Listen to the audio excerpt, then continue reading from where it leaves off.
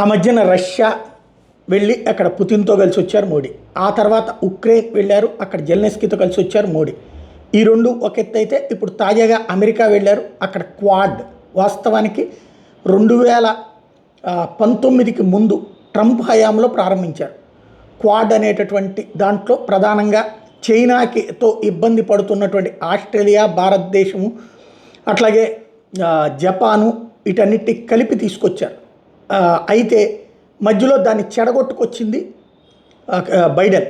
దాని క్వాడ్కి బదులుగా మరొక సిస్టమ్ తీసుకొచ్చి బ్రిటన్ని, ఆస్ట్రేలియాని, వీళ్ళని కలుపుకుంటూ పోయాడు. అమెరికా 3 అన్నటువంటిది కలుపుకుంటూ పోయాడు. తద్వారా క్వాడ్ని చెడగొట్టింది ఆయనే. ఇప్పుడు ఎలక్షన్స్ దగ్గర పడుతున్నాయి కాబట్టి మళ్ళీ క్వాడ్ అవసరమైంది. క్వాడ్ సదస్సు అంటూ పెట్టుకొచ్చారు. అక్కడికి వెళ్ళినటువంటి నరేంద్ర మోడీని, అంటే క్వాడ్కి పోటీగా అకూస్ పెట్టాడు అనమాట ఆస్ట్రేలియాను. అదే సందర్భంలో ఈ వీళ్ళతో కలిపి సాగేటటువంటి ప్రయత్నం చేసుకొచ్చారు. అమెరికాతో లింక్ చేసుకుంటూ తీసుకొచ్చారు. బ్రిటన్ మధ్యలో దూర్చుకొచ్చినటువంటి పరిస్థితి.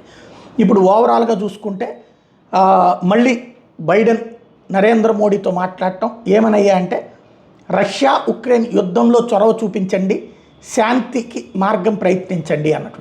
అంటే యుద్ధం నుంచి పక్కకి పోవాలన్నటువంటి ఆలోచన అమెరికాకు కూడా ఉంది.